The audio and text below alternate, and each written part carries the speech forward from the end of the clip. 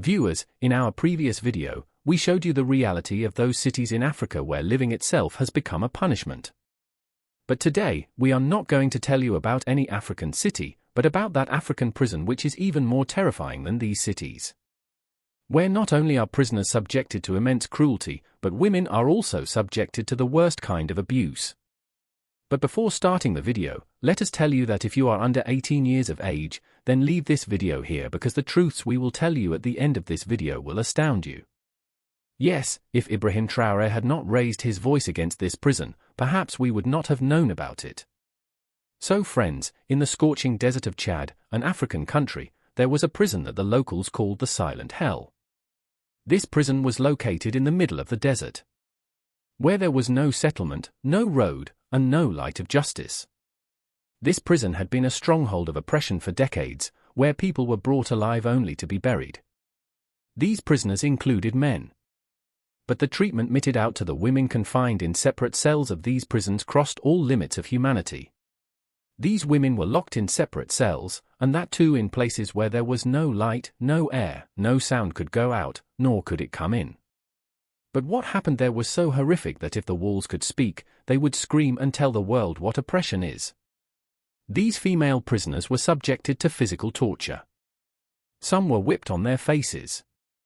Some had their nails pulled out, and some were kept alive for weeks without food or water. But along with physical torment, there was a cruelty that was difficult to even utter. It was the sexual abuse that these women were subjected to. Every night, the doors of these cells would open and beasts in uniforms would enter, who considered women not as prisoners but as weak bodies, on which they would test their power. When Ibrahim Traoré raised his voice against this prison, international human rights organizations immediately sent a delegation to these African prisons, and when that delegation entered, what they saw there was beyond their wildest imagination. The delegation did not just see dirty rooms or rusty chains there. They saw the tools that were specifically used during the abuse of women. These included iron knives, sharp wooden sticks, iron rods, electrical devices, and wires that were inserted into sensitive parts of women's bodies to inflict unspeakable cruelty upon them. A female officer, who belonged to the French organization Coalition for Human Dignity, told the media, crying, that she had seen a lot in the world, seen wars, seen refugee camps. But what was done to women in these prisons is a complete degradation of humanity. Another volunteer involved in this mission said that many women removed their clothes in front of them and showed their wounds. Some had burn marks on their bodies. Some had wounds on their stomachs, and some were unable to speak. On the faces of these women, there was only one question: are we really human? Do we also have any rights? When all these facts were presented to Ibrahim Traoré, his reaction was not what ordinary politicians would have. He immediately ordered the closure of the prison doors. He had these charges arrested and declared that if even one wound appeared on a woman's body during his government, that wound would be on his conscience. Friends, besides this, such video recordings of women in this prison also came to light, which we will discuss later. But before that, let us tell you about the punishments given in this prison. One of the punishments given in this prison appeared outwardly mild. No beating, no blood, no whipping. But in reality, this punishment broke a person's mind, their thoughts, and their soul more than their body. This punishment was called the drop punishment. This punishment was especially given to those prisoners who remained continuously silent. They would not answer questions or would harbor rebellion within. These prisoners would be taken to a specific room in the jail. A small, stony, silent, closed room inside which lay a rusty iron plank. The prisoner would be laid on that plank on their back. Their hands and feet would be tied with strong chains so that they could not move even a little. And then, directly above their forehead, an iron bucket filled with water would be hung from the ceiling. A tiny hole would be made in the bottom of that bucket, from which only a single drop of water would occasionally drip down, exactly onto the prisoner's forehead. That drop was neither hot nor cold, just ordinary water. But its destructive effect was unimaginable. Every few moments, a drop would fall on the forehead. Then another, then a third. The prisoner could neither close their eyes nor look away nor move their body. All day, all night, their entire attention would be focused solely on that one drop. Their mind would be entangled every moment in the same question: will this drop fall now or not yet? Will the next drop fall on my forehead, or in my eye, or on my nose?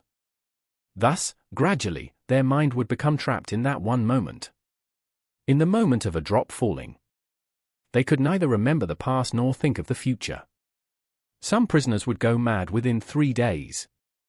Some would start talking to themselves. This punishment neither shed blood nor caused wounds. But it filled a person with the silence that exists in the hearts of living corpses. An officer confessed that this punishment was designed so that prisoners would break without being killed. Friends, there was another such punishment given in this jail that sounds ordinary. But its effect was so terrible.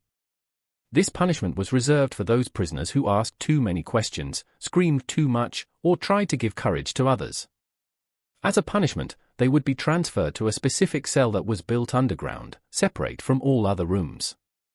This cell was small, almost the size of a grave. Without light, without any window or air, the door was iron and double-locked so that no sound could go in or out. In this cell, the prisoner would be kept in complete solitude. No companion, no sound, no light. Just complete darkness, complete silence, and the sound of their own breath echoing off the walls.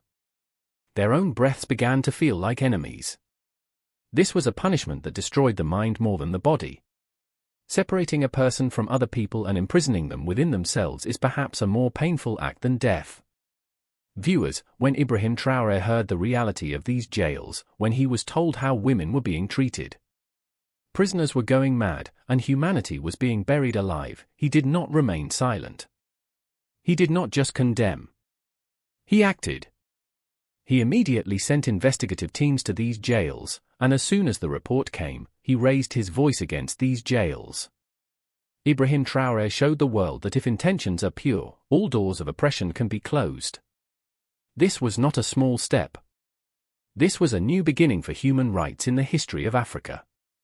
Today, that jail which echoed with screams is silent. The foundation of justice is now being laid there, and prisoners are being given the same respect that is the right of a living human being. Yes.